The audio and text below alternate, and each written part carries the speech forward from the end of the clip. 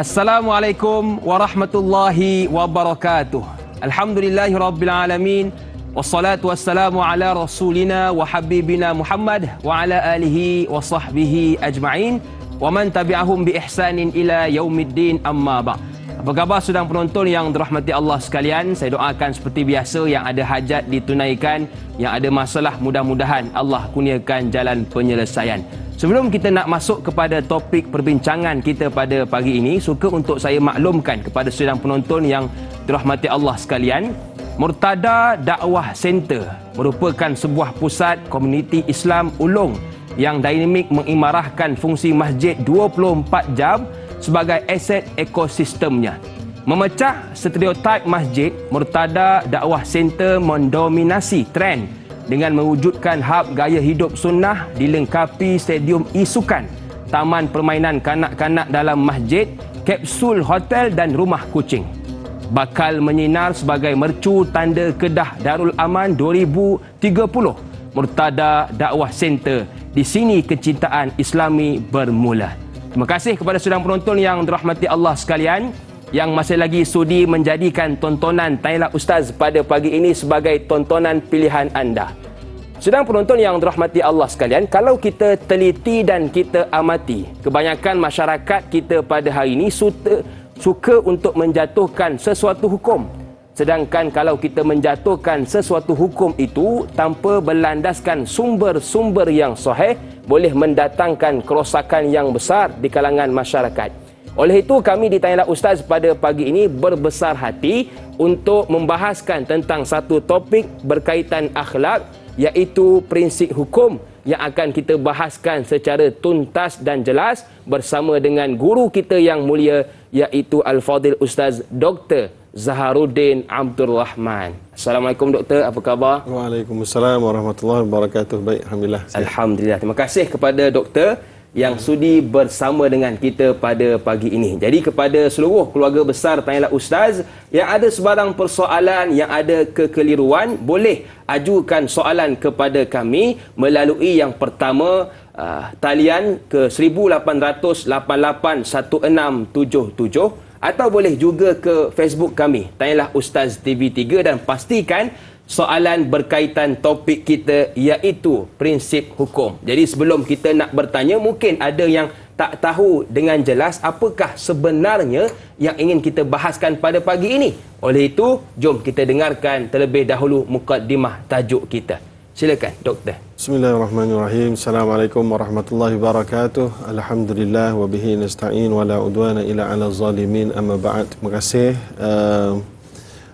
kepada semua para penerbit dan para penonton yang bersama-sama, dan juga da'i yang bersama-sama kita selaku moderator. Jadi alhamdulillah, pada pagi ini kita akan bincangkan persoalan prinsip hukum. Jadi nak kena faham prinsip hukum ni, apa maksud prinsip, apa maksud hukum. Betul. Kan? Jadi dalam konteks tajuk yang diberikan ini, hukum tu melibatkan hukum-hukum fiqah. Hukum-hukum fiqah, iaitulah hukum fiqah ni artinya halal dan haram, sah dan batal, macam itulah yang diambil daripada dalil-dalil daripada Quran dan Sunnah dan sumber-sumber secondary daripada Quran dan Sunnah, termasuklah ijma' wal qiyas dan seumpamanya. Jadi bila kita sebut prinsip, apa maksud prinsip pula? Prinsip tu adalah panduan, iaitulah asas-asas yang para ulama sepatutnya apabila dia nak mengeluarkan sesuatu hukum, maka prinsip-prinsip ini akan sentiasa menjadi rujukan dia. Dia ada prinsip yang dinamakan al-qawaid al-usuliyah. Dia ada yang kedua namanya al-qawaid al-fiqhiyah. So al-qawaid al-usuliyah itu adalah prinsip-prinsip umum lah yang dibina di atasnya hukum-hukum tu. Jadi kalau qawaid fiqhiyah itu dia lebih spesifik. Jadi apabila kita sebut prinsip hukum ni, yang pertama sekali kita boleh rujuk daripada pelbagai sudut. Jadi kalau kita boleh bagi beberapa contoh qawaid usuliyah ataupun prinsip hukum yang para alim ulama bila mana dia nak keluarkan sesuatu pandangan hukum bagi pihak Allah Subhanahu Wa Taala tu. Sebagaimana disebutkan oleh Ibnu Qayyim bahawa para alim ulama ni, kita ni menandatangani sesuatu bagi pihak Allah Subhanahu Wa Taala. Jadi sebab itu kena ada amanahnya, kena ada ketelitiannya, kena ada prinsip-prinsip yang jelas yang dipegang, kena ada latihannya, barulah kita dan kena ada kehalusan kefahaman kepada waqi'. Kepada waqi' tu maksudnya kepada konteks yang betul, ya. Jadi kalau kita ambil yang umum dulu, maka sebagai contohnya al-aslu fil asya' al-ibahah. Itu adalah salah satu prinsipnya lah. Iaitulah hukum asal ataupun yang paling utama, yang paling kerap berlaku dalam bab semua perkara-perkara baru ataupun semua perkara-perkara yang Allah SWT ciptakan adalah harus hukumnya.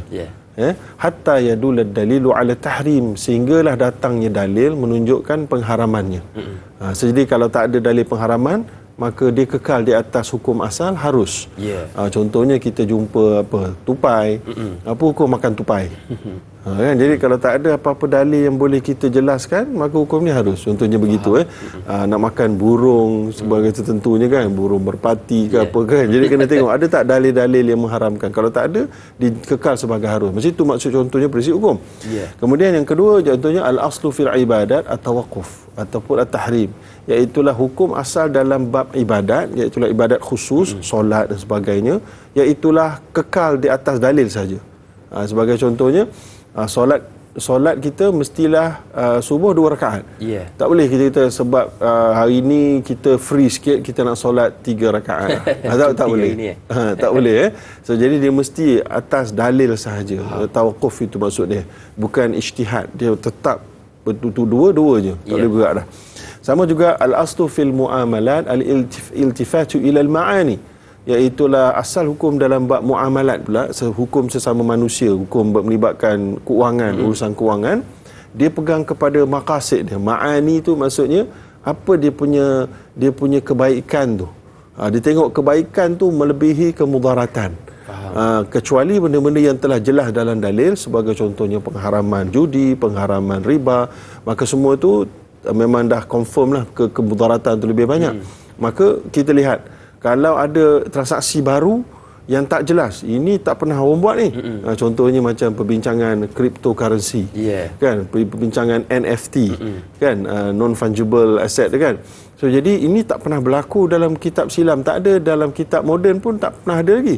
Sangat-sangat baru. Maka oleh kerana itu perlu lihat al-aslu fil al-muamalat al-iltifatu ila al-ma'ani. Maka ada tak, kemudian kita akan tengok dia punya illah, ada tak apa-apa illah. Illah tu maknanya dia sebab yang boleh menjadikan haram ataupun harus, kan. Jadi ada tak yang dilanggar. Jadi itu yang disemak. Jadi inilah antaranya, dan banyak lagi antaranya al-aslu bara'atu dhimma, iaitu asalnya kita ni semua tidak bersalah sehingga dibuktikan bersalah. Kemudian itu satu sudut. Kemudian kalau qawaid prinsip hukum dari sudut hukum fiqh yang lebih detail pula, ada pula al-umur bimaqasidiha, iaitu perkara ikut niat, al-yaqin la yuzalu bisyak, keyakinan tidak akan dihilangkan dengan keraguan, dan pelbagai lagi. Jadi saya tak nak pergi detail sangat ke situ, nanti semua pun rasa tak boleh faham. Jadi kita nak bercakap ni supaya membumilah dan dipahami oleh para pendengar. Jadi itu sebagai ringkasannya bila kita sebut prinsip hukum yang merujuk kepada ilmuan agama yang berkelayakan bila mana dia ditanya sesuatu perkara ataupun dia nak memberi ulasan kepada sesuatu perkara, dan dari sudut ulasan tu bukan ulasan dunia tapi ulasan yang melibatkan hukum, maka dia perlu dibina di atas sesuatu prinsip yang pada prinsip itu dapat bersumber daripada sumber-sumber dalil Quran dan sunnah, ijma' wal qiyas. Okey, jadi setelah kita mendengar penjelasan mukadimah dari guru kita, tahulah kita bahawa tak semua orang boleh menetapkan hukum, hanya para alim ulama yang alim di sisi Allah Subhanahu wa taala. Baik, kita nak terus meraihkan soalan yang pertama pagi ini dari sahabat kita Anna Karnina. Assalamualaikum warahmatullahi wabarakatuh. Waalaikumsalam. Apakah tujuan prinsip hukum dan ciri-cirinya? Mohon penjelasan Ustaz. Terima kasih Ustaz dan Da'i. #biar tahu jangan keliru. Baik. Jadi yang pertama sekali tujuan dia tadi kita dah sebut secara ringkas. Tujuan dia adalah untuk memastikan para ilmuwan semuanya bila mana dia mengeluarkan hukum bukan di atas nafsu. Ya, betul. Sebabnya bila mana kita seseorang ulama itu ataupun ilmuwan itu mengeluarkan berdasarkan kepada nafsu, maka akan cacah marbah lah kehidupan kita. Maka akan jadilah macam sebahagian ajaran sesat yang lain, masalahnya dia Tuhan lah. Jadi kita ni sudah tentulah seorang manusia ni bukan Tuhan. Betul. Dan dia bukan Nabi. Cuma dia ambil apa tugas Nabi yang menyampaikan ayat-ayat Allah. Tapi bila kita ni bukan Nabi, kita mengambil daripada ayat-ayat Allah dan daripada ayat-ayat sabdaan baginda Nabi SAW. Dan bila nak ambil tu pula, dia tak boleh ambil cacah marbah begitu saja. Petik-petik tak boleh. Sebab tu kalau contoh kalau tengok satu hadis kan, Nabi sebut dengan jelas bahawa man ahya ardan mayitah fahiyalah. Artinya sesiapa yang menghidupkan tanah yang kontang, tanah kosong, tanah tu jadi milik dia. Jadi kalau kita tak ada ilmu, kita baca hadis ni mentang-mentang kita baru datang kelas pertama kali kan. Betul. Umur dah 40 baru datang kelas, tengah terdengar hadis ni, kata, ini kalau gini saya pergi Sabah banyak ni tanah kosong ni. Sabah. Pergi bawa traktor semua sekali, pergi tolak tanah aku. Berdasarkan hadis. Dah sesat. Betul. Ada sesat kan. Jadi sebab tu kita tak boleh pegang secara literal begitu tanpa ada kefahaman cara nak memahaminya. Sebab itu disebutkan oleh Sufyan Uyainah, seorang ulama zaman tabi'in, zaman selepas daripada tabi'in juga. Dia kata innal haditha mudillah illa lil fuqaha. Sesungguhnya hadis ini boleh membawa kesesatan kecuali apabila dia jatuh di tangan ulama. Jadi kalau kan anda bukan orang yang spesialis, tak faham qawaid fiqhiyah, tak faham usul fiqh, tak faham usul hadis, tak faham usul tafsir, maka akan jadi nampak agama ni mudah semua nak buat. Jadi itulah tujuan prinsip hukum, untuk memastikan bahawa dipahami hukum ni nak bawa kepada apa, bukan kepada nafsu tapi kepada Allah SWT. Dan oleh kerana itu dia ada dasar, dia ada kaedah dia. Maka kaedah-kaedah itu perlu dipahami supaya tidak tersasar daripada kehendak Allah dan Rasulnya. Kemudian apakah ciri-cirinya pula? Ciri-cirinya dia ada yang tetap tak berubah, ada yang boleh berubah. Yang tak boleh berubah adalah seolah hukum-hukum yang dinamakan al-usul ataupun thawabit. Iaitulah perkara yang contohnya taat ibu bapa. Tak boleh berubah. Ada yang melibatkan akidah hak Allah SWT. Keadilan tak boleh berubah. Cuma ada yang boleh berubah. Yang boleh berubah ini dinamakan mutaghayyirat. Hukum yang boleh berubah, insya-Allah kita akan sambung sikit lagi selepas ini, insya-Allah. Okey, baik. Jadi ada hukum yang tetap dan ada hukum yang tidak tetap. Kita nak berjeda seketika. Teruskan bersama dengan kami pastinya dalam Tanyalah Ustaz, biar tahu jangan keliru.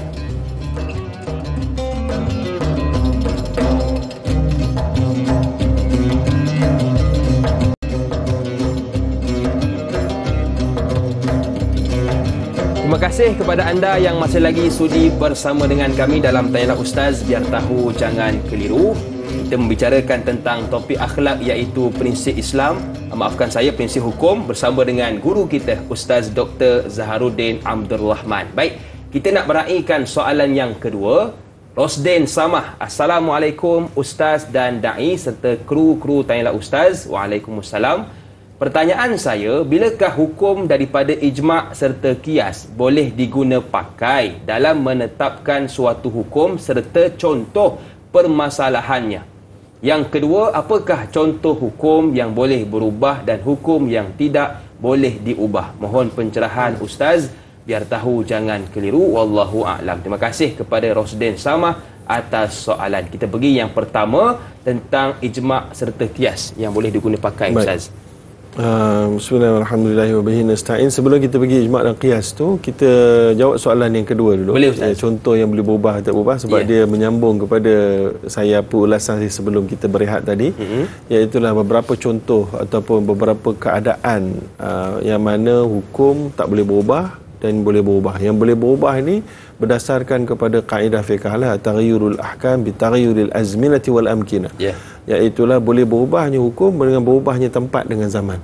Jadi contoh yang mudahnya adalah dan juga keadaan Nabi SAW satu ketika dahulu waktu orang-orang miskin sedang datang ke Madinah, maka Nabi kata haram hukumnya untuk kita simpan daging-daging korban. Nahaitukum an indikharil lahami min ajli dafa. Nabi melarang daripada simpan daging-daging korban ni kerana adanya orang miskin yang sedang datang. Tapi lepas tu tahun depan tu tak ada dah orang miskin datang. Maka pada ketika itu diharuskan oleh Nabi untuk menyimpan daging-daging korban yang belum selepas sembelih kita belum nak makan kan. Jadi sampai hari ini dah daging korban kita memang boleh agihkan kan.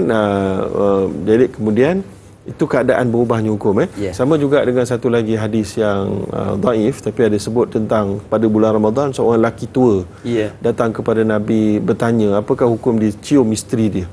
Maka pada waktu bulan Ramadan siang hari maka Nabi kata tak ada masalah kan. Tapi kemudian datang lelaki yang kedua muda, dia tanya soalan yang sama, Nabi kata batal puasa kan. Jadi para sahabat terpinga-pinga. Maka ketika itu disebutkan oleh Nabi bahawa yang muda ni, yang muda ni dibimbangi bila dia cium isteri dia tak boleh nak stop kat situ sajalah maknanya kan. Jadi dalam huraian tu maknanya dibimbangi akan boleh membawa kepada persetubuhan pada siang hari Ramadan. Maka untuk mengelakkan itu Nabi mengatakan tak dibenarkan kan. Maka boleh membatalkan puasa kan. Jadi itu maknanya berubahnya hukum boleh berubah dengan konteks berubah ni. Jadi itu keadaan hukum-hukum furuk, hukum-hukum cabang. Jadi kalau kita lihat tadi soalan tadi, apakah contoh hukum yang boleh berubah?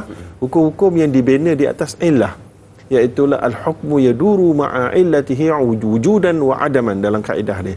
Iaitulah hukum ni boleh bergerak dengan mengambil illah dia. Kalau ada illah ni satu istilah dalam usul fiqh yang menunjukkan dia adalah sebab utama. Kalau dia tak adalah hukum. Contoh qasar solat. Bila kita boleh tak kita tengah duduk-duduk ni kat rumah kita nak qasar salat daripada 4 jadi 2? Tak boleh. Tapi bila kita bermusafir jadi boleh tak? Boleh. Jadi boleh. Sebabnya itulah illahnya. Illahnya sebab kita bermusafir. Jadi bila kita dah habis musafir boleh tak nak qasar lagi? Tak boleh. Macam itulah kan. Jadi itu adalah maksud dia berubahnya hukum. Jadi bila ada illah tu membawa kepada hukum. Jadi sama juga dengan beberapa perkara yang lain, dia boleh berubah dengan sebab zaman. Contohnya derma darah. Derma darah 4 mazhab kata haram. Sebab zaman sekarang ni macam mana? Haram ke? Memang kita banyak derma darah. Tak haram. Maka harus boleh jadi sunat, boleh jadi wajib. Kerana apa? Kerana pada zaman itu tidak ada teknologi untuk mengenal pasti darah ni punya protein, darah ni punya konten ataupun ingredient dia punya isi dia. Jadi dia nampak merah dengan merah, dia cuba buat tajribah, percubaan. Bila masuk dalam badan orang lain tak elok, makin sakit. Tapi sekarang kita dah ada teknologi. Jadi dengan perkembangan teknologi ini menyebabkan hukum derma darah sudah tidak lagi haram. Kecuali sebab kita dah boleh differentiate A dengan A ke, O dengan AB ke apa-apa lagi lah. Jadi kita tahu. Jadi kat situ hukum sudah berubah. Jadi dengan adanya perkara-perkara baru. Jadi itulah dia contohnya juga dengan sebab teknologi, dengan sebab hajat, ada sebab hajat. Kan ada keperluan yang mendesak. Keperluan yang mendesak seseorang yang sedang puasa terpaksa rasa nak berbuka sebab dia dalam keadaan terlalu letih sebagainya, maka dibenarkan berbuka. Jadi itu adalah berubahnya hukum dengan berubahnya konteks dan keadaan seseorang. Tetapi yang ini perlulah ada baris panduan yang betul. Kalau tidak, jadi ikut hawa nafsu lah.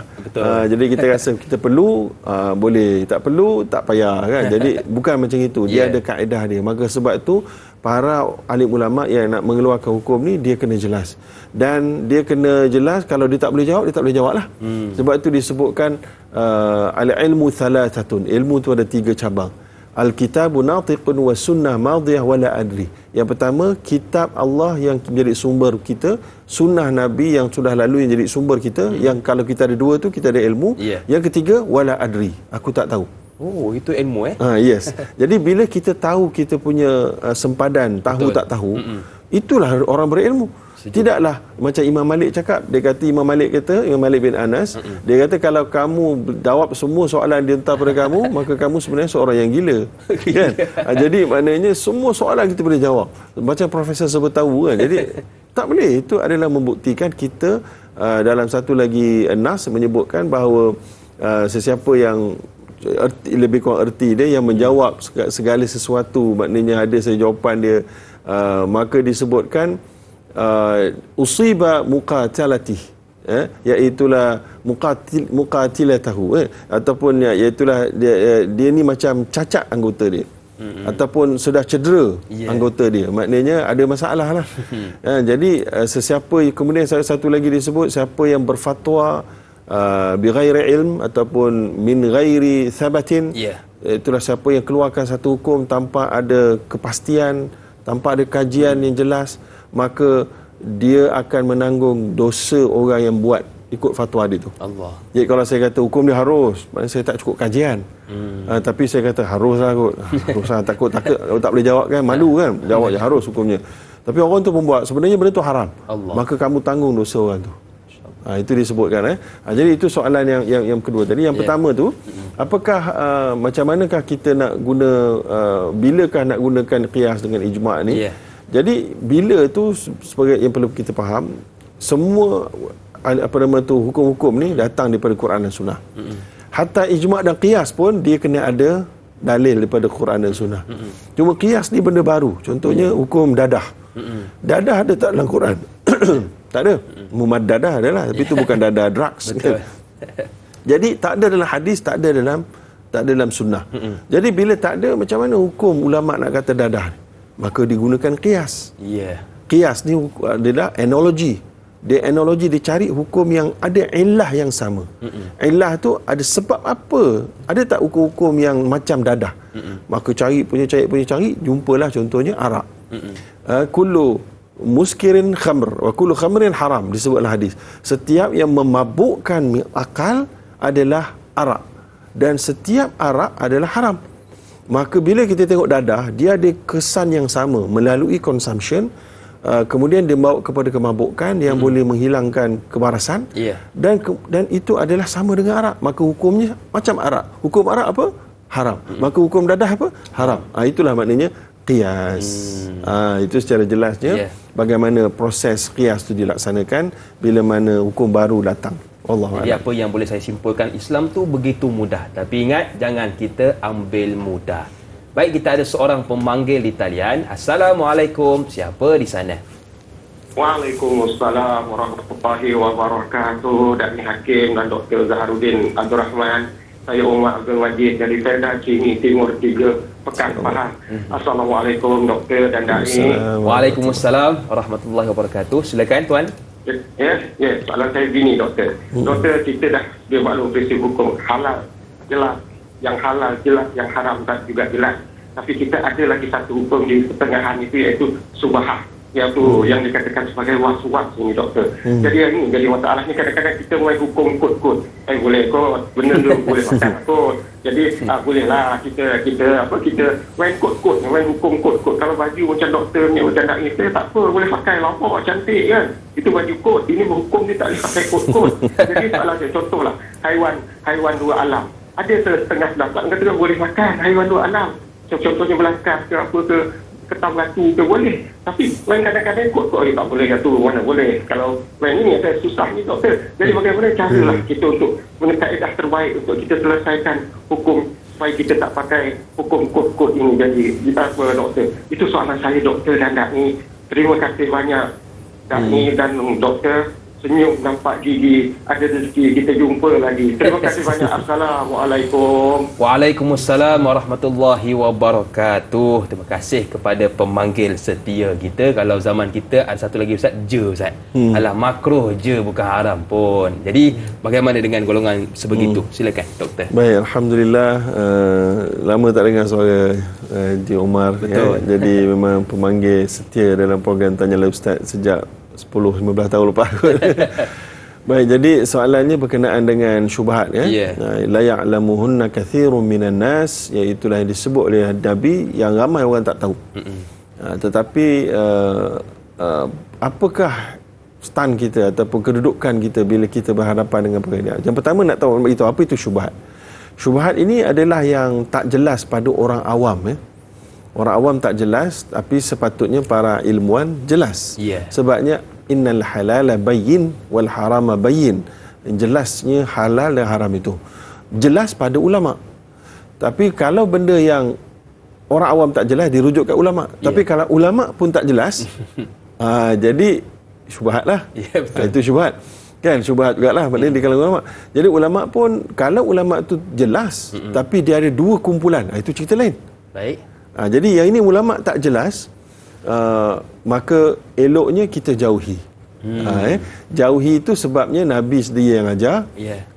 Nabi yang mengajarkan kita dalam hadis yang kita sebut tadi itu, faman ittaqas syubhat faqad istabra an irdihi wa dini.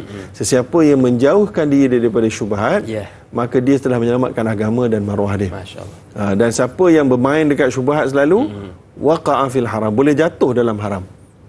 Jadi atas kerana itu kita diajar oleh baginda Nabi SAW untuk sentiasa meningkatkan lagi kewarakan kita. Warak tu maknanya keboleh elakkan kita daripada perkara syubhat. Dan itu adalah dipuji sampai itu adalah dikelarkan sebagai tanda orang bertakwa. Dalam satu hadis, la yablughul abdu darajatan muttaqin hatta yada' ma la ba'sa bihi hadzara lima bihi ba's. Artinya tidak akan seseorang itu sampai darjat muttaqin sehinggalah dia mampu meninggalkan lebih-lebih kurang. Yang tadilah kod tadi je ke, dia meninggalkan perkara-perkara itu sebab dia takut jatuh dalam perkara yang confirm haram.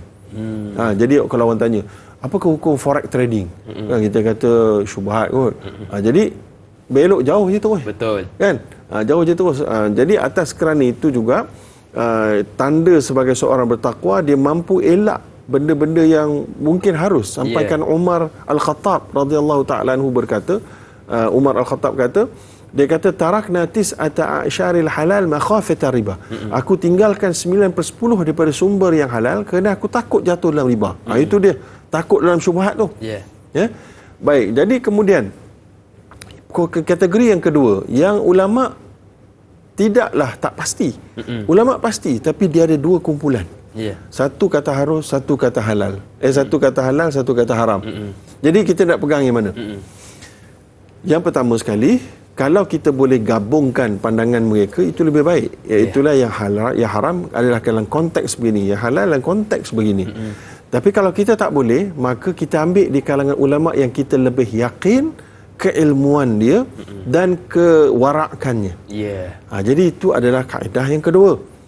Kaedah yang ketiga, kita dibenarkan untuk bertanya kepada ilmuwan tersebut, boleh tak sebutkan justifikasi kepada harus, boleh tak sebutkan justifikasi kepada haram, kepada dua-dua kumpulan.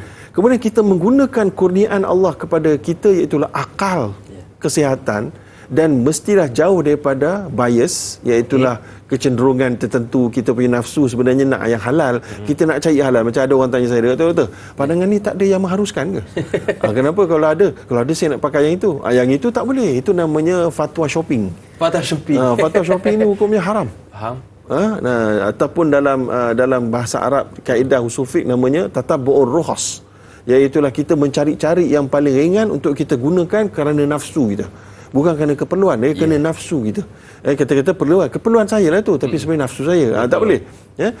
Jadi kalau ada perbezaan dua pendapat kalau ulama, kita ambil yang lebih kita yakin. Kalau yang lebih kita yakin itu kata haruslah.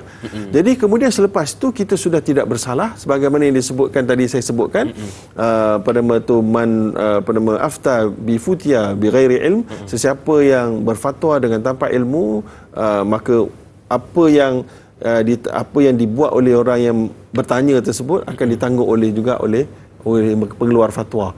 Jadi orang yang mengeluarkan pandangan kata harus, mestilah dia bertanggungjawab, bukan di dunia saja, di akhirat juga. Siapa yang kata haram pun tak boleh senang. Tak boleh kata baik kita kata haram belaka. Kalau kita selamat. Tak boleh. Sebabnya Allah SWT mencela orang yang mengharamkan yang halal. So jadi tak boleh kita kata kalau gitu kita cakap haram belaka selamat. Tak. Jadi dia boleh jadi salah yang besar juga. Kerana itu kalau tak pasti, cakap yang saya sebut tadi, la adri. Betul. La adri. Ibnu Umar, pernah seorang sahabat lain kata, dia duduk dengan Ibnu Umar, tumpang rumah Ibnu Umar 37 malam. Dia kata ramai orang datang tanya Ibnu Umar ni, anak Sayyidina Umar ni, yang rapat dengan Nabi, rapat dengan sahabat yang besar. Ditanya pada dia soalan, banyak dia cakap la adri. Aku tak tahu. Kan? So jadi, asyik tak tahu je. Sebab dia tak betul-betul confirm, dia tak tahu. Jadi itu adalah disiplin dalam prinsip hukum yang perlu kita hayati di kalangan para pendakwa, para penceramah. Hari ini para penceramah, para pendakwa bercerita macam-macam, kemudian terus takat dengan hukum macam semua boleh muamalat, dia boleh faraid, dia boleh ibadat, dia boleh, ini profesor sebut tahu, ini orang gila. Orang gila Ustaz Dia boleh jadi orang gila sebabnya dia bercakap benda yang dengan spontan tanpa mau kajian dengan teliti. Okey, baik. Jadi yang halal kita cari, yang haram kita cegahi, yang syubhah kita jauhi. Baik, kita nak beristighfar seketika. Teruskan bersama dengan kami dalam Tanyalah Ustaz, biar tahu, jangan keliru.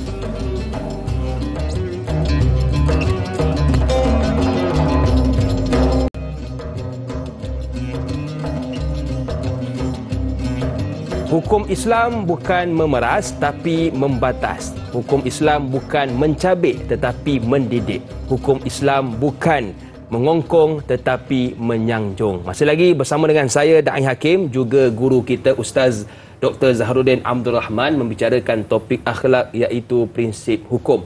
Baik, soalan yang seterusnya dari Mas Niza. Assalamualaikum Ustaz dan Da'i dan semua penonton. Waalaikumsalam. Adakah sumber prinsip hukum diambil daripada Al-Quran dan hadis sahaja? Terima kasih Ustaz atas pencerahan ilmu.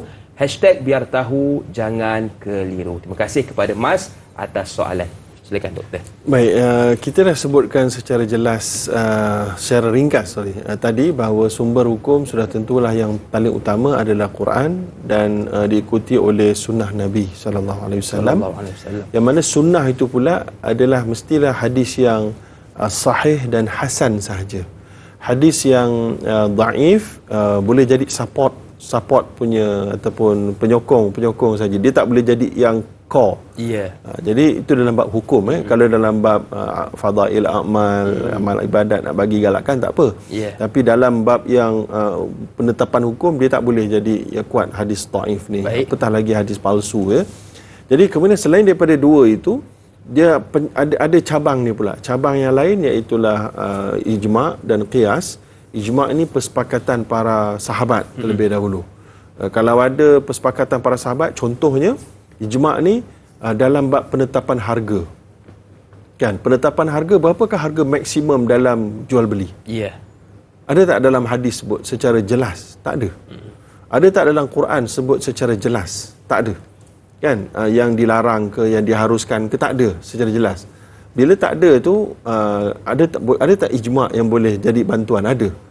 Contohnya iaitulah seorang sahabat Nabi, Zubair bin Awam, anak dia Abdullah bin Zubair. Dia ada beli tanah, dapat tanah kan, kemudian bila pada ketika ayah dia meninggal semua sekali, so dia nak jual tanah tu. So bila dia jual tanah tu, harga keuntungannya 1000, lebih kurang lebih daripada 1000%. Dan para sahabat di zaman tersebut masih hidup. Tapi tak ada siapa pun bantah. Jadi itu namanya ijma' sahabah. Itu yang paling tinggi sekali. So jadi ijma' ni ada tahap yang tertinggi, ijma' para sahabat. Maka dekat situ menunjukkan kepengharusan menjual sesuatu barang dengan apa saja nisbah keuntungan, asalkan ianya bertepatan dengan harga yang diterima oleh masyarakat. Jadi kalau kita jual sangat mahal, contohnya ayam ke apa semua, orang tak nak beli, itulah dia tak terjual lah. Betul. Jadi kita kena jual ikut harga pasar. Tapi kalau apa-apa yang kerajaan masuk campur menetapkan harga untuk kepentingan awam, itu haruslah ikut keadaan dia. Jadi itu adalah contohnya ijma'. Jadi kemudian barulah ijma' di kalangan ulama-ulama salafus saleh dan sebagainya. Jadi ini perlu baca kitab-kitab ijma' untuk melihat apakah dia yang termasuk dalam ijma' di kalangan para ilmuwan salafus saleh dan seumpamanya. Baik, kemudian apa lagi selain daripada ijma' dan qiyas kita sebut tadi contoh. Kemudian selain daripada itu adalah banyak lagi sumber-sumber sekunder yang lain, iaitulah masalihul ataupun masalih ni adalah al-masalih al-mu'tabarah dan al-masalih al-mursalah, iaitulah maslahah lah orang sebut biasanya, kepentingan yang berdasarkan maqasid syariah.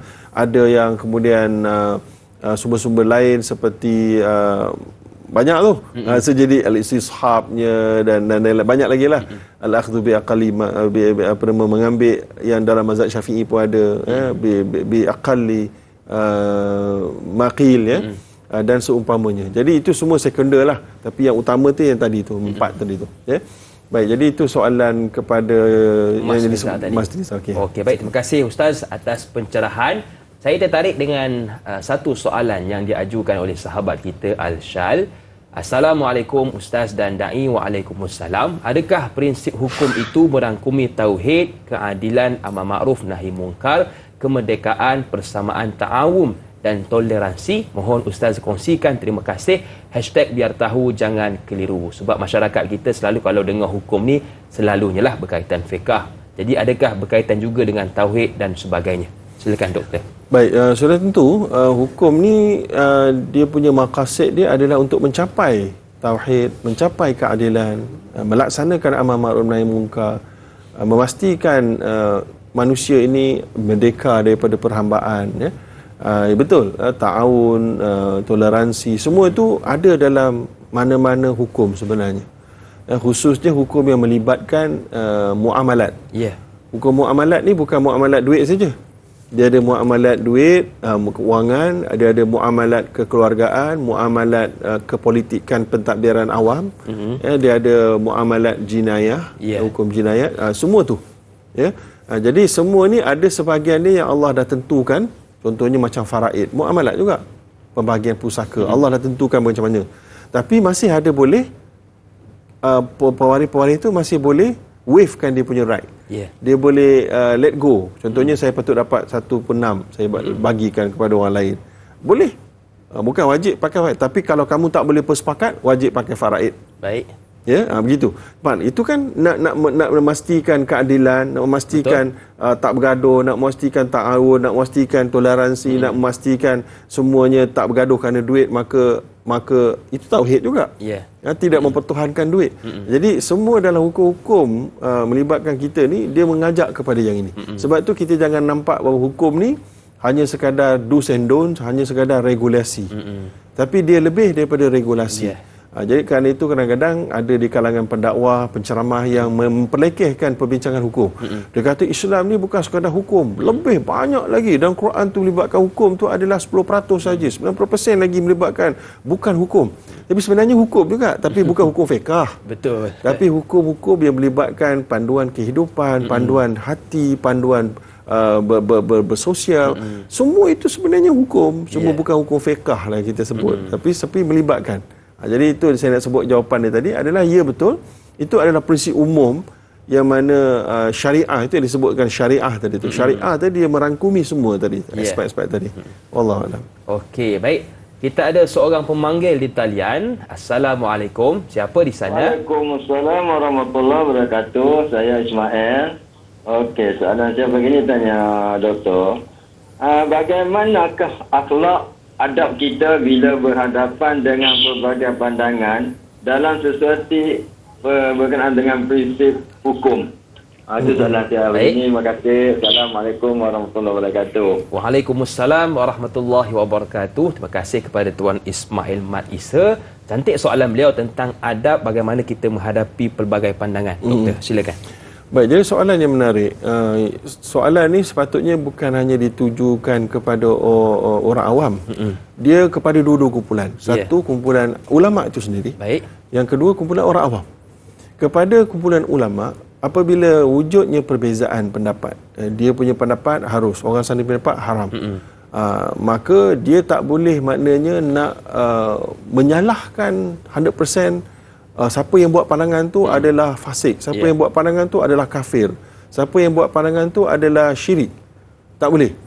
Ya, kalau dia masuk dalam khilaf mu'tabar namanya. Khilaf mu'tabar ni yang memang daripada ayat-ayat Quran, daripada hadis-hadis boleh membawa dua. Contohnya disebutkan dalam Al-Quran, iddah apa nama tu, iddah tu thalathata quru', 3 quru'. Quru' tu satu perkataan dalam bahasa Arab yang boleh berbeza dia punya kepahaman. Betul. Ada yang kata itu adalah 3 suci, ada yang kata 3 haid. So yang mana satu? 3 kali haid baru suci ataupun 3 kali suci baru suci. So jadi ulama mazhab Syafi'i pegang ini, ulama mazhab lain pegang ini. Jadi itu namanya khilaf mu'tabarah. Khilaf mu'tabar. Kalau dalam khilaf mu'tabar tak boleh kita tabdi', tafsiq, takfir kepada kumpulan yang berbeza. Tetapi kalau khilaf itu khilaf yang ghaira mu'tabar, contohnya boleh tak wanita jadi imam dalam solat Jumaat? Ada, itu tak ada khilaf. Betul. Tak boleh. Tapi kata ada satu dua orang entah siapa dekat US kata boleh. Ada itu tolak saja. Tolak. Itu boleh jatuh ajaran sesat. Macam tu gitu kan. Jadi itu adalah perkaranya. Itu sebab dia benda zaniat. Tapi itu pun tak boleh kita dengan nyata sebut dia kafir ke sebagainya. Tak boleh. Kita kata dia mungkin pandangan tu terseleweng, sesat tak semestinya kafir. Sesat boleh kembali balik. Macam kita sesat jalan. Kan? Jadi itu adalah di kalangan ulama. Di kalangan orang awam pula, jangan kadang-kadang kita ni yang lebih. Betul. Ulama boleh sesama mereka bertoleransi. Macam ulama di antara Imam Ahmad dengan Imam Malik dengan Imam Abu Hanifah. Semua boleh bertoleransi. Sampaikan Imam Syafi'i pergi ke tempat orang Imam Hanafi, dia boleh jadi imam tapi dia tak baca pun kunut. Masya-Allah. Kunut subuh. Di tempat Imam Ahmad tak baca kunut. So dia pun tak baca kunut. Ya, sebagai menghormati ijtihad di kalangan ulama di kawasan tersebut. Jadi itulah adab yang perlu kita buat di kalangan para penceramah, para asatiza, para ulama apabila berbeza dalam khilaf mu'tabar. Ya, tapi tak salah kalau dia kata pandangan ini adalah lebih tepat. Baik, itu tanggungjawab dia. Dia rasa pandangan itu lebih tepat, dia beritahulah. Cuma jangan ada masuk emosi-emosi yang talbis iblis sampai nak rasa diri itu lebih hebat terlalu sangat. Sebab itu Imam Syafi'i ajar pada diri dia. Dia kata, aku punya pandangan adalah tepat, tetapi ada kemungkinan salah. Kan? Sebabnya tepat tu pada pandangan dia, ijtihad dia dah buat kajian, dia rasa tepat. Tapi tak menafikan wujudnya peluang untuk kesalahan itu berlaku. Jadi begitu. Dan kalau ada kesalahan dalam adab dia, boleh tarajuk. Tarajuk artinya kita kembali balik, revise. Sebab itu Imam Syafi'i dan imam-imam yang lain ada pandangan yang dia revise. Kadang-kadang orang tak anggap dia revise, anggap di pandangan kedua dia. Itu ada qaul qadim, qaul jadid. Pandangan yang lama, pandangan yang baru. Tapi sebenarnya dia revise sebab ada input-input baru. Dia jumpa dalil baru, dia dapat konteks baru contohnya. Tapi ada pandangan ulama jelas menunjukkan bahawa dua-dua ijtihad ulama Imam Syafi'i, qadim dengan jadid, dua-dua dianggap ijtihad yang tersendiri. Mungkin dalam konteks tersendiri. Tapi tak apalah, boleh juga.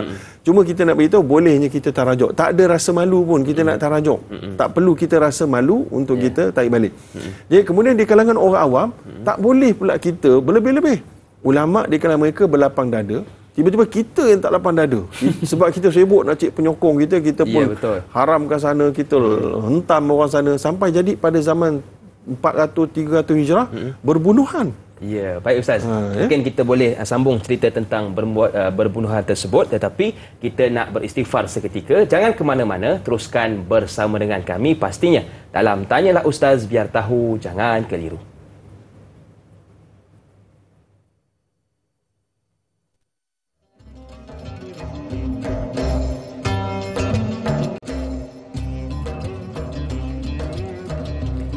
Terima kasih kepada anda yang masih lagi sudi bersama dengan kami dalam Tanyalah Ustaz, biar tahu jangan keliru. Kepada anda yang mungkin baru bersama dengan kami pagi ini, kita sedang membicarakan topik akhlak, iaitu prinsip hukum bersama dengan guru kita Dr. Zaharuddin Abdul Rahman. Baik, tadi sebelum kita berehat, Ustaz tunda satu cerita tentang yang apabila tak berlapang dada maka saling berbunuhan. Betul Ustaz? Betul. Silakan. Baik, jadi itu berlaku dalam sejarah hitam, sejarah Islam yang tidak bagus. Jadi apabila itu berlaku, kita kena tahu adab kita sesama orang Islam yang mengucap dua kalimah syahadat. Ada di luar sana, ada yang boleh berbeza pendapat, maka kita kena jaga adab. Kerana bukan orang awamnya, ulama pun bergaduh sama dia orang dan mengkafirkan sesama masing-masing dan menghalalkan darah sesama masing-masing. Ini adalah satu keduka citaan di kalangan umat Islam yang terjerat dengan talbis iblis. Iaitulah jeratan iblis yang sampai provoke kita lah betul, sampai kita tak terasa kita ujub. Sebenarnya bila kita mengkafirkan orang yang beza pendapat dalam bab hukum, itu adalah bercanggahkan prinsip hukum. Itu sudah sampai tahap ujub sebenarnya. Jadi kita kena ingat, contohnya disebutkan dalam satu nas, fa innal imam yukhti'a fil yukhti'a fil uqubah yukhti'a fil afwi khairul lahu min ay yukhti'a fil uqubah. Iaitulah bagi seseorang imam, bagi seseorang hakim, bagi seseorang ulama, dia tersilap memberi keampunan. Maknanya dia tak mengkafirkan. ataupun dia tak menjatuhkan hukuman bunuh ataupun hukuman penjara, dia tersilap, patutnya Allah je tahu silap tak silap tu. Lebih baik daripada dia tersilap dalam menjatuhkan hukuman. Nampak tak? Jadi dalam hadis ini menunjukkan pada kita, kalau kita tak jatuhkan kafir kat dia, kalau kita tak jatuhkan fasik kat dia, kita tak jatuhkan dia ni LGBT, dia ni penyokong haram, lebih baik daripada kita tersalah menjatuhkan hukuman kepada dia. Itu adab Islam. Sama juga satu lagi perangai orang kita guna satu dinamakan kita buat andaian sendiri. Contohnya macam ni, dalam kaedah hadis disebut lazimul qaul laisa biqaul. Itu kaedah dalam fiqh, usul fiqh. Iaitulah tak boleh kita anggap orang tu bercakap selagi mana dia tak bercakap. Contohnya gini. Contohnya Imam Syafi'i punya pandangan, kalau kita tersentuh perempuan termasuk isteri kita, batal wuduk. Tahu kan, semua tahu kan? Maka itu je pandangan dia. Boleh tak kita kata ini bermakna, tapi kita tengok pandangan Imam Abu Hanifah, sentuh perempuan tanpa syahwat, Imam Malik pun sama, tak batal wuduk. So jadi kalaulah kita ni tersentuh isteri, kemudian kita solat, batal tak wuduk? Batal tak solat kita? Oleh korang tak sah Ustaz kan? Tak ada solat. Dalam mazhab Syafi'i. Syafi'i, betul. Dalam mazhab Syafi'i. Dalam mazhab Maliki? Sah. Jadi boleh tak kita pandai-pandai buat kesimpulan, kan dah tersentuh isteri tadi, pandang Imam Syafi'i kata tak ada wuduk, maka maknanya Imam Syafi'i juga mengatakan bahawa solat semua orang dalam mazhab Hanafi dan Maliki ni tak sah. Faham tak maksud saya? Katalah kita buat kesimpulan gitu. Sebab tadi kan Imam Syafi'i kata tersentuh isteri tak sah. Faham. Maka kamu punya solat pun tak sah. Imam Syafi'i tak ada sebut. Itu namanya lazimil qaul laisa biqaul. Logiknya macam betul, tapi bagaimana Imam Syafi'i tak beritahu pun begitu, kita tak boleh kata begitu. Maknanya tak adalah Imam Syafi'i menidakkan, tak ada kita boleh buat statement Imam Syafi'i menidakkan solat orang-orang bermazhab Maliki dan Hanafi semuanya tidak sah sebab mereka sebenarnya sentuh isteri mereka, tak ambil wuduk balik, semua tak sah solat mereka sebab tak ada wuduk. Tak ada. Jadi kita banyak buat benda begini. Dia mentang-mentang dia ni daripada kumpulan ini, kita pun gabungkan semua benda dosa masuk kat dia. Dia tak pernah cakap pun. Betul. Dia ni nampak cenderung kat sikit kat sana, kita pun kata pun. Contohnya ni dalam dunia yang bukan hukum pun sama. Kan contohnya ada seorang pensyarah ni, dia kata gini, "Oi, dia ni nampak macam sama dengan satu parti politik ah." Oh, dia ni penyokong parti politik tu. Lah, tak pun. Satu dua mungkin sama, tak semestinya kamu terus masuk semua dalam kumpulan tu. Kan? Jadi kita, ni ada gambar dia dengan ni. Oh, dia mesti penyokong parti politik tu. Belum tentu. Dia ni mesti aliran itu. Oh, tak. Tapi kita terlalu cepat nak membuat hukum, maka itu tidak beradab kepada ilmu sebenarnya. Faham. Tapi itu berlaku dengan sangat banyak dalam zaman kita ini, khususnya dalam media sosial. Dan kita lebih teruk daripada itu kalau kita pegang seorang-seorang ya, mungkin kurang sikit. Betul. Oh, dia ni gini ni. Tapi sekarang zaman media sosial kita hebahkan pula. Betul. Kita buat lagi kesimpulan. Besarnya dosa zaman kita ni, tuan kan. Senang buat dosa Ustaz. Benar. Masya-Allah. Nauzubillah min zalik. Itu kena hati-hati dengan percakapan dan juga penulisan kita. Baik. Saya suka juga dengan soalan yang diajukan oleh Aisyah Echa, sahabat kita. Assalamualaikum Ustaz dan Da'i. Waalaikumsalam. Adakah suatu hukum yang cacat dari segi prinsipnya dikira terbatal? Mohon pencerahan Ustaz, biar tahu jangan keliru. Terima kasih. Menarik soalan ni. Bagaimana Ustaz? Baik, sudah tentulah apabila sesuatu hukum dikeluarkan secara premature, secara tidak matang, tidak ada kajian yang cukup, maka kemudian adakah dikira terbatal? Dia tak terbatal. Dia sudah tersebar. Dan digunakan oleh orang-orang yang tak tahu. Jadi batal tak batal, dia tak terbatal. Cuma dia boleh menyesatkan. Fadallu fa'adallu disebut dalam hadis kan. Maka dia sesatlah mereka dan juga menyesatkan. Jadi dia bukan kes batal tak batal, dia kes sesat tak sesat. Jadi sebab itu untuk mengelakkan kita keluarkan satu hukum yang cacat. Contohnya kita sebut bahawa makan Panadol contohnya tak diterima amalan 40 hari. Ini daripada mana punya pandangan fatwa ni? Kita yang pening tambah pening Ustaz So macam mana dia boleh kiaskan? Seolahnya lah saya nampak macam kononnya itu adalah tangkal. Itu adalah perbomohan. Yang 40 hari ni kalau jumpa bomoh. Kan, siapa yang percaya bomoh syirik ni. Tapi yang ini makan Panadol. So jadi ini tak ada disebut dalam Quran, tak ada disebut dalam hadis. Kaedahnya daripada mana? Ini boleh menyesatkan. Ini boleh menyesatkan. Betul. So jadi sama juga mengatakan bahawa okey, kesakitan segugut itu adalah daripada jin, ataupun migraine itu adalah daripada jin. Ini satu hal lagi kan. So jadi kita pun semua benda nak salahkan jin. Sian jin. Macam zaman kita lah. Ini semua Yahudi. Ini semua Yahudi punya planning. Yahudi kata aku pun tak sempat nak merancang. Tapi dia dah bagi kredit kat aku kan. Sama dengan jin. Ini semua aku punya salah pula. Angin sikit aku. Itu sikit aku kan. Jadi kita tak tahu pun dengan jelas. Tapi kita sudah pun berlebih-lebihan. Maka ia akan sesat dan menyesatkan.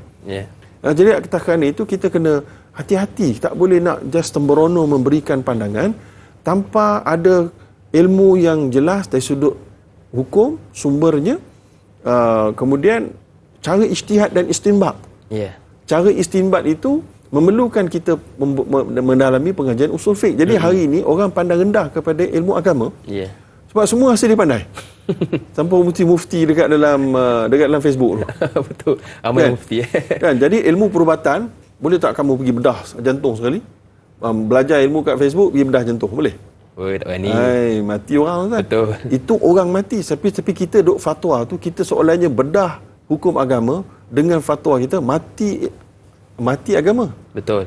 Sana mati orang, ini mati agama. Allah. Sebab kita salah dalam memberikan pandangan.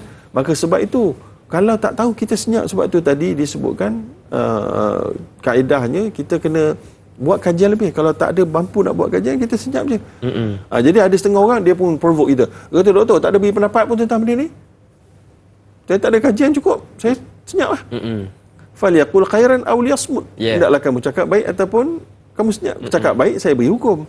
Kalau saya tak cukup ilmu pasal tu, saya senyap. Apa nak provoke saya? Oh, ini sebab ada udang di sebalik batu, tak mau cakap.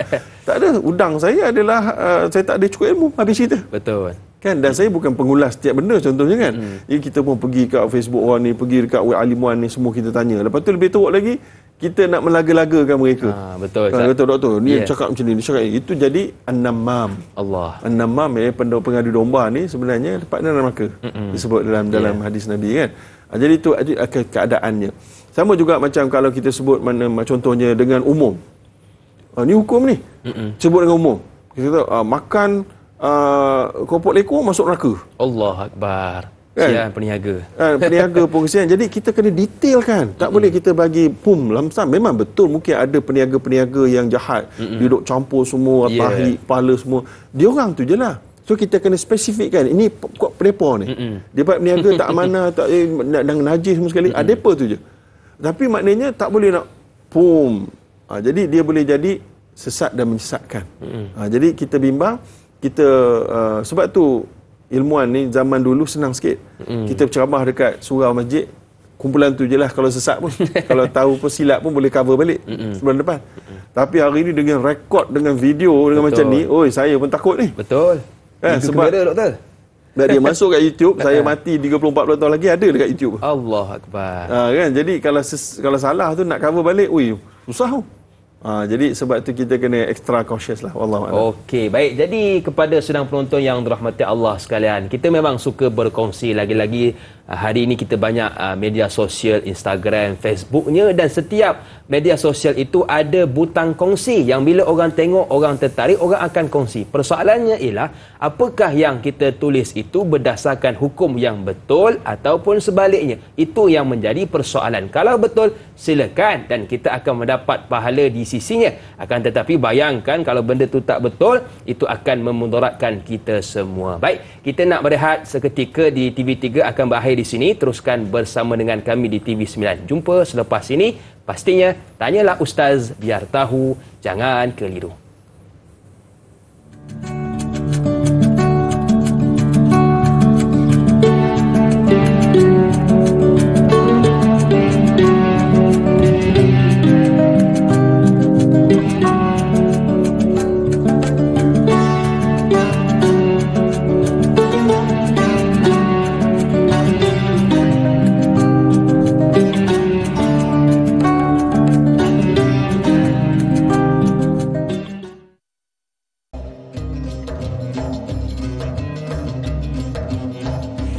Terima kasih kepada anda yang masih lagi sudi bersama dengan kami dalam Tanyalah Ustaz Biar Tahu Jangan Keliru. Masih lagi bersama dengan saya Da'i Hakim, juga guru kita Ustaz Dr. Zaharuddin Abdul Rahman, membicarakan berkaitan akhlak iaitu prinsip hukum. Baik, jadi kita nak teruskan dengan persoalan-persoalan berkaitan topik kita pagi ini. Sebelum kita nak meraihkan soalan dari sahabat kita, satu soalan mungkin dari pihak saya sendiri, iaitu hari ini kadang-kadang bila kita nak mengetahui sesuatu hukum, maka kita akan bertanya kepada ahli-ahlinya.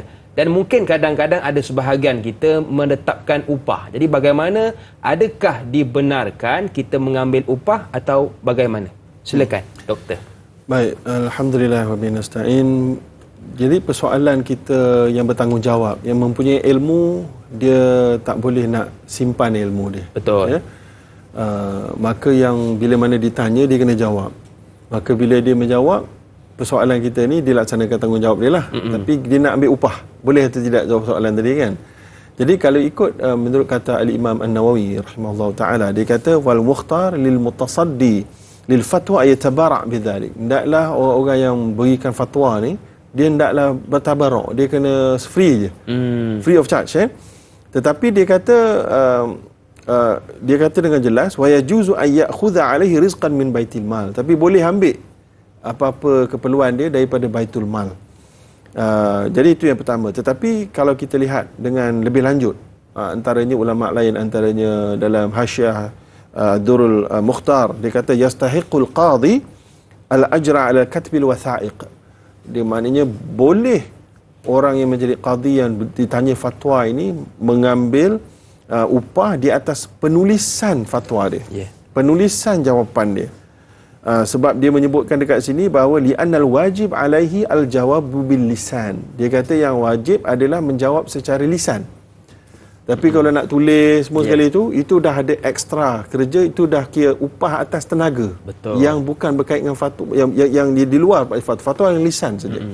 Maka kalau kita kena tulis dan sebagainya, masa dan sebagainya, kalau tak diperuntukkan oleh Baitul Mal, maka dia boleh ambil ajrul mithil, iaitulah upah yang sesuai dengan kerja yang disebutkan tadi. Maka kesimpulan kita, kalaulah ada bantuan daripada Baitul Mal macam disebutkan oleh Umar Al-Khattab, menyebut ada Umar Al-Khattab ada memberikan a'ta kula rajulin mimman hadhihi sifatu 100 dinar fi sana. Umar Al-Khattab ada lantik orang yang kerja dia jawab fatwa-fatwa saja, dan diberikan gaji 1000 dinar setahun. 100 dinar, 100 dinar setahun. Banyak tu. Betul. Banyak tu. Jadi kita dah ada lah jawab, yang ni dah ada dah. Mufti-mufti tu. Betul. Mufti-mufti kita dekat negeri tu semua dibayar oleh kerajaan negeri ataupun Baitul Mal punya duit. Maka mereka lah tempat tanya hukum. Betul. Jadi kalau mereka jawab tu, mereka adalah memang takhasus dia menjawab. Tapi kalau yang kita bimbang ni ulama-ulama Facebook ni. Kan? Ulama Facebook. Yang menjawab ni. Jadi kalau pula yang sebahagiannya yang bukan di Facebook, tapi dia ada syarikat, ada firma sebagainya, dia ambil upah. Itu pun logik sebab dia nak bayar gaji, ada kerja-kerja, menulisnya, mengkajinya. Jadi mereka bukan dibayar oleh kerajaan. Maka itu juga dikatakan harus. Kalau tidak, tak cukup. Tak cukup di tangan. Betul. Dalam dunia ni kan. Wallahualam, itu jawapan dia. Betul. Jadi tiada masalah untuk kita mendapatkan upah. Baik, soalan seterusnya dari sahabat kita Pak Suli Romli. Assalamualaikum Ustaz dan Da'i yang dihormati. Waalaikumsalam. Adakah setiap hukum itu perlu melalui kesepakatan para ulama yang mewakili 4 mazhab? Mohon pencerahan Ustaz. Terima kasih. #biar tahu jangan keliru. Baik.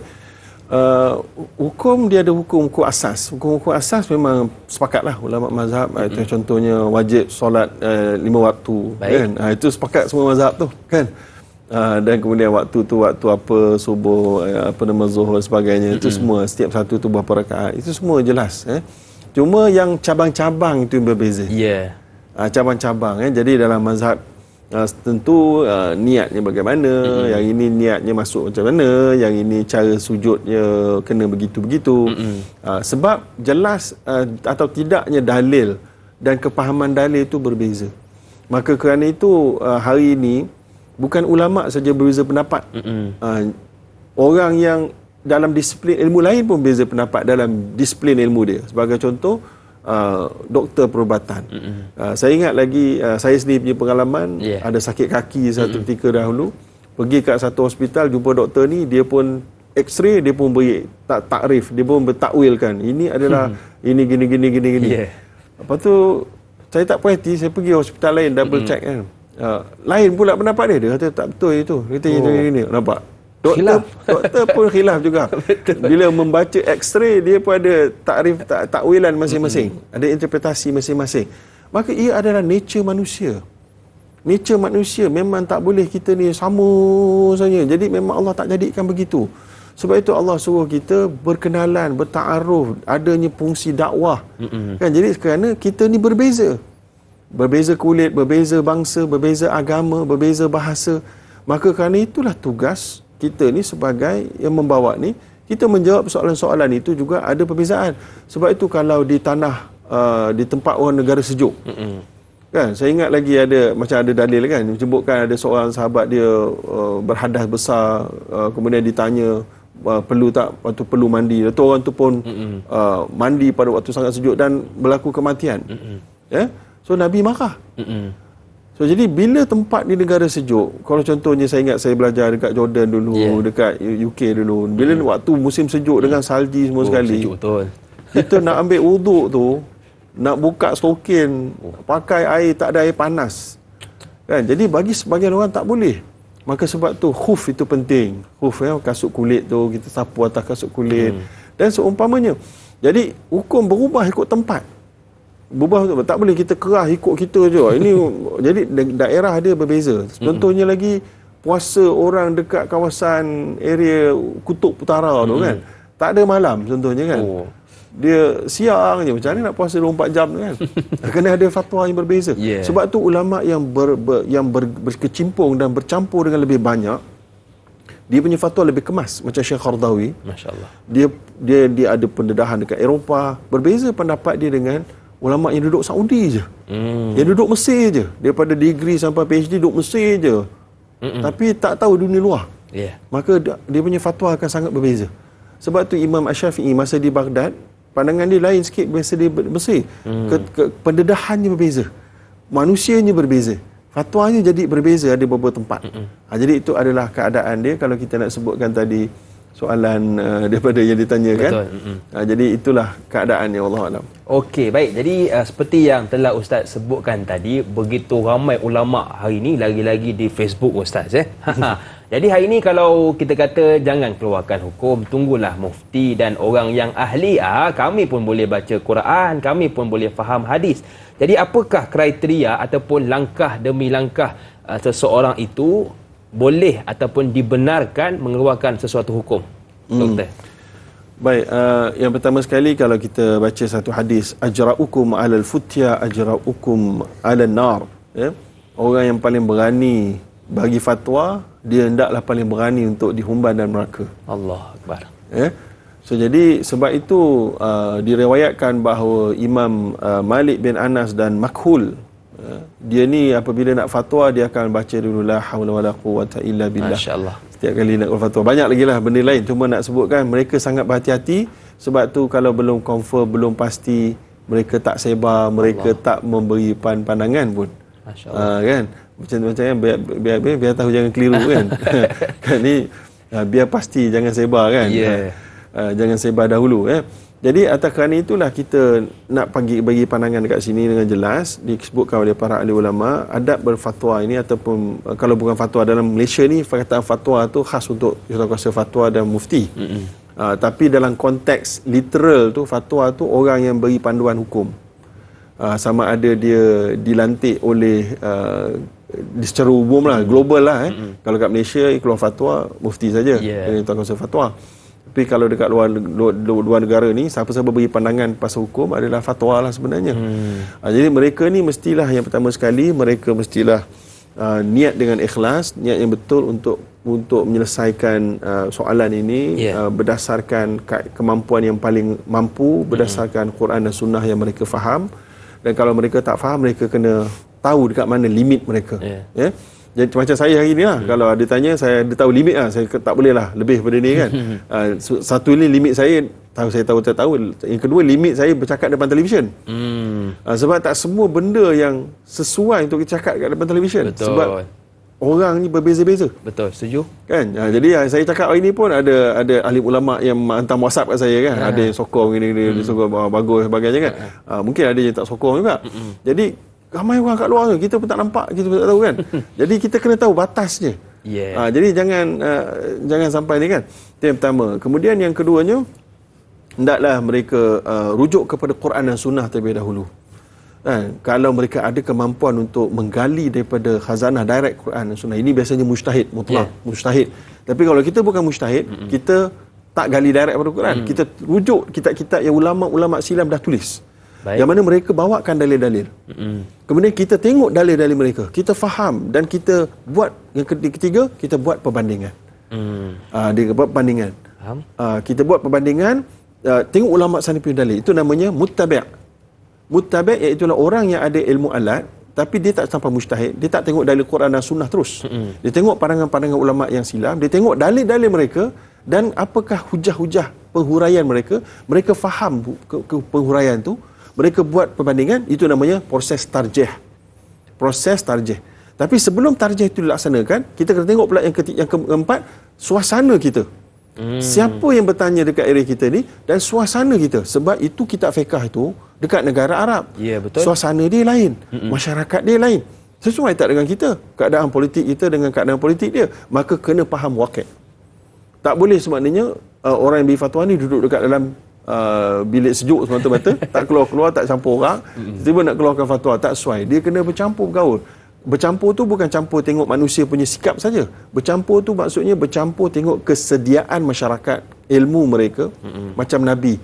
Nabi kata masa buka Makkah kan, Nabi kata pada Aisyah, Nabi kata kalaulah Nabi kata kalaulah bukan kerana umat Islam ni baru sangat, baik, la hadamtul Ka'bah wa ja'altu babain ala qawaidi Ibrahim, maka aku akan runtuhkan Kaabah, aku akan buat yang baru, yang mana betul-betul atas kedudukan yang Nabi Ibrahim, Nabi Ismail buat. Tapi Nabi tak jadi, dan aku akan buat dua pintu masuk, pintu keluar. Tapi Nabi tak buat. Sebab apa? Dihuraikan oleh para ulama kerana kesediaan masyarakat waktu itu belum bersedia. So kesediaan masyarakat itu mendorong ulama untuk proses tadrij, macam Khalifah Umar bin Abdul Aziz. Anak dia bila Ammar bin Aziz jadi khalifah, anak dia orang muda, satu syabab ni.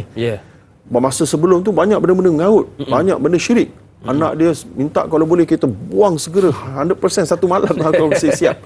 Maka ayah dia kata, itu Umar bin Abdul Aziz kata, dia kata, ya bunayya la ta'jal, inna Allah dhamma al-khamra fil Qur'ani marratan wa harramahu fi thalithah wa inni akhsha an ahmil al-haqi jumlah fayada'uhu an-nas bi jumlah wa yakunu fitnah. Yang disebut, wahai anak, jangan tergesa-gesa. Allah SWT mencela arak 2 kali dalam Quran.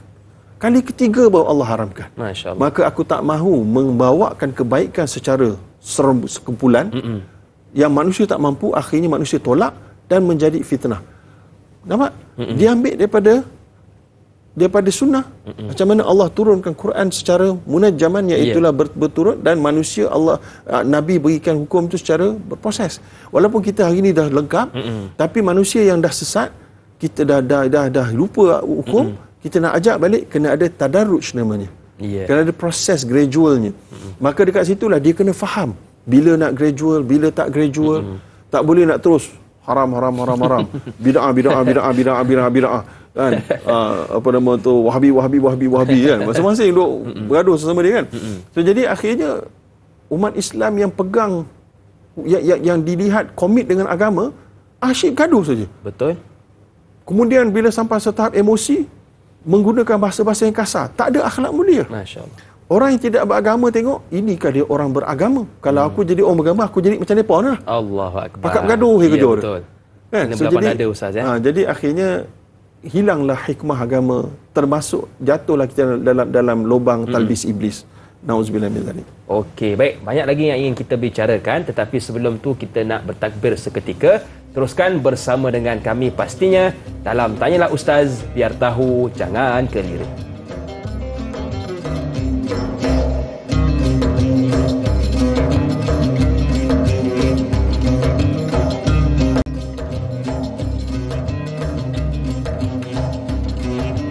Orang yang tahu hukum halal dicari, haram dijauhi. Orang yang tahu hukum dengar kata mufti, bukan buat-buat reti.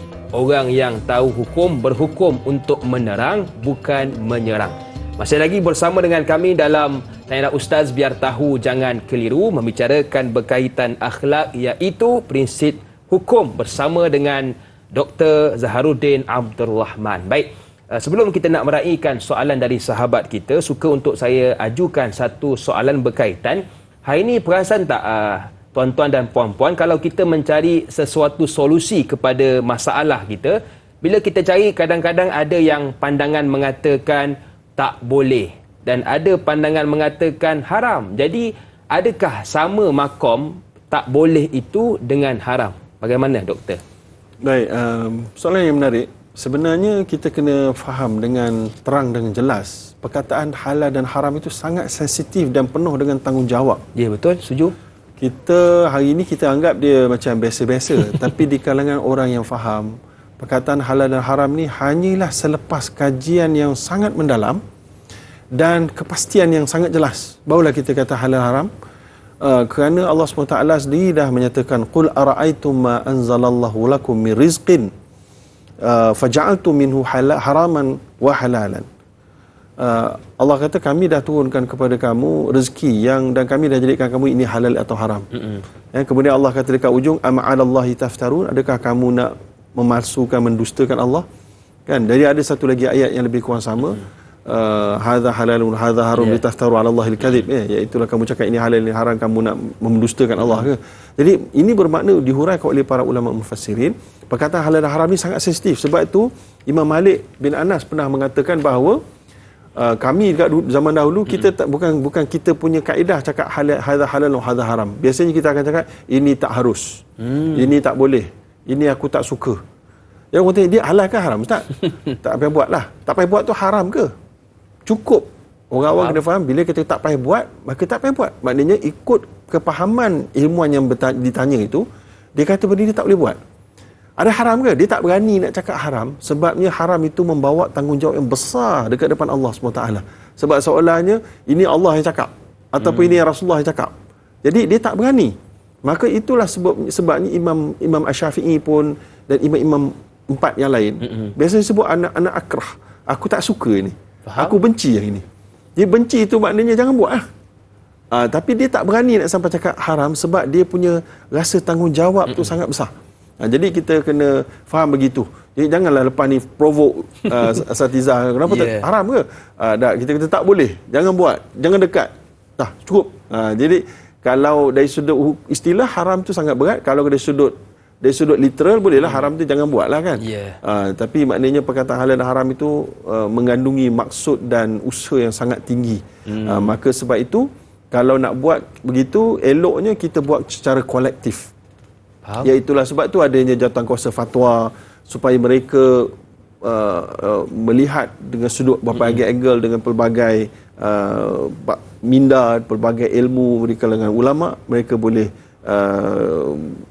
benda-benda yang tak nampak tu boleh nampak lah. Begitu wallahualam. Okey, baik. Jadi bila kita dengar asatizah kita mungkin ada yang mengatakan tak boleh, tak perlu, maka kita hormat. Jangan pula kita pelekeh. Kalau tak tahu cakaplah tak tahu ustaz, senang cerita. Jangan, jaga adab kita dengan para alim ulama. Baik. Soalan seterusnya dari Muhammad Hafizi Hafiz. Assalamualaikum ustaz dan dai yang dihormati. Waalaikumsalam. Soalan saya, bagaimanakah kaedah untuk kita berhadapan dengan orang yang melanggar prinsip hukum dengan menyatakan sesuatu yang haram kepada harus atau dibolehkan dalam Islam, sedangkan tiada fatwa tentang perkara tersebut? Mohon pencerahan ustaz. Terima kasih. #biar tahu jangan keliru. Baik, yang pertama sekali ditanyakan kita berhadapan dengan orang yang langgar prinsip hukum. So yang pertama tu maksudnya kita sendiri pun kena faham lah orang tu sedang buat kesalahan. Jadi kalau kita tak faham, kita kena rujuk kepada orang yang lebih faham untuk dapat pengesahan. Adakah di sana tu melanggar prinsip hukum? Kalau tak, kita pun sama juga macam orang tu lah. Kan? Itu yang pertama. Yang kedua, kalau ternyata bahawa apa yang dia beritahu itu adalah satu perkara yang bertentangan dengan hukum yang sebenar, maka kalau kita nak pergi tegur, kita tu siapa dengan orang yang memberi pandangan tu? Sebab menjadi satu ujian besar kepada orang berilmu. Mereka akan didatangi penyakit-penyakit keegoan. Betul. Ya, ini adalah lumrah. Orang kaya, orang berjaya, semua ada penyakit ni. Dia penyakit ni ada baik dan buruknya, kan? Jadi bila kita orang awam, kita duk cakap dekat asatizah, kamu salah. Dia tak terima. Betul. Kecuali kalau kita mendekatinya dengan adab, iaitulah kita cuba bawakan, bukan bawakan dia ni kata gitu, itu pun tak beradab. Betul. Lebih baik kalau kita pergi privately kepada dia, secara inbox dia ke, berikan pertanyaan. Maknanya pandangan itu dalam bentuk pertanyaan supaya dia tak emosi. Kalau dia emosi, dia dah tutup minda dia tau. Setuju. Tapi kalau dia tak emosi, dia doktor ataupun ustaz ataupun tuan guru, dia bukankah bolehkah kalau kita fikir, kita faham begini? Sebenarnya itu fahaman yang betul kan? Supaya orang tu betul juga, aku nak kaji kan? Jadi kita harap begitu. Itulah tujuan kita, bukan kita pelekeh kat dia. Tapi orang kita kadang-kadang kita rasa macam kita betul, kita rasa macam dia ni salah, aku nak canon kat dia sikit. Sambil-sambil kita beritahu tu, kita ada ujung-ujung ayat-ayat ujung tu. Lain kali kaji lebih sikit. Jadi bila ada ayat ujung, kita mula-mula dah cantik, ada ayat kat ujung tu, kita mempelecehkan dia, maka dia terus jadi bosan. Jadi manusia, kalau kita ambil duduk tempat dia pun begitu juga. Maka sebab tu kalau kita nak approach dia adalah dengan cara kita bertanya soalan. Kan, saya sendiri pernah mengalami situasi itu. Kita sebagai anak murid, tok guru kita tengah mengajar, saya kat Jordan, saya ingat lagi. Tok guru saya almarhum Syekh Abdul Fattah Al-Khalidi. Dia mengajar, kita tanya pasal satu ayat. Dia mengajar pasal Abu Bakar As-Siddiq mendermakan semua harta dia. Ada tak dalam Quran sebut mimma razaqnahum yunfiqun, iaitu sebahagian. Kenapa Abu Bakar As-Siddiq sedekahkan semua harta dia? Kan, jadi ada tak pertembungan kat situ? Kan Allah kata mimma, sebahagian, tapi Abu Bakar As-Siddiq sedekahkan semua harta. Ada tak pertembungan? Maka dalam huraian dia mengatakan bahawa ini adalah khas kepada Abu Bakar As-Siddiq. Masya-Allah. Kan, jadi bagi saya dia tak salah. Cuma saya tertanya-tanya. Sebagai anak murid kita siapalah kan? Kita tanya doktor, saya kata, Syekh, boleh tak kita anggap bahawa sebenarnya Abu Bakar tak khas pun dan tak bercanggah pun dengan ayat itu, kerana apa yang disedekahkan tetap sebahagian. Kerana dalam harta dia ada pembahagian mangkul dengan akar. Mangkul atau harta yang boleh pindah, akar harta rumah. Abu Bakar tak sedekahkan rumah dia, dia tak sedekahkan baju yang dia pakai, dia tak sedekahkan pedang dia. So ada bahagian dia sedekahkan duit cash saja ataupun dinar wa darahim. Maka tetap sebahagian itu terpakai. Jadi panjang cerita kan. Tapi maknanya saya bertanya, saya dalam bentuk saya bertanya, saya anak murid yang kecil bertanya. So jadi kemudian di review penangan dihurai kan, berdasarkan apa yang saya tanya tu, dia pun menghuraikan kembali. Jadi dengan cara itu kita bukanlah dia salah. Itu ada satu ijtihad kan. Cuma kita nak tengok macam mana sudut yang lain. Itu keadaan dia, wallahu alam. Okey, baik. Jadi bila kita dah tahu tentang prinsip hukum ini, maka jelaslah kepada kita dalam menetapkan sesuatu hukum yang halal-halal, yang haram-haram. Baik, kita pun sudah berada di penghujung rancangan.